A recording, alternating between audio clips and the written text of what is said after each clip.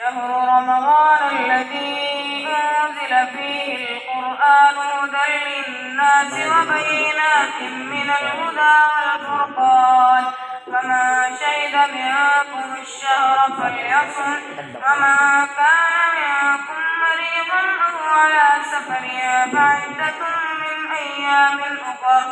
يريد الله بكم اليسر ولا يريد بكم العسر ولتكملوا العدة ولتكبروا الله على ما هداكم ولعلكم تشكرون. وإذا سألك عبادي عني فإني قريب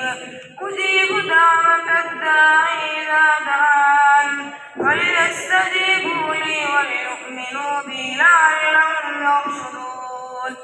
أحل لكم ليلة الصيام الرفث إلى نسائكم هن لباس لكم وأنتم لباس لهن علم الله أنكم كنتم تختانون أنفسكم فتاب عليكم وعفى عنكم فالآن باشروهن وابتغوا ما كتب الله لكم وكلوا واشربوا حتى يتبين لكم الخيط الأبيض من الخيط الأسود من الفجر ثم أتموا الصيام إلى الليل فلا تباشروهن وأنتم عاكفون في المساجد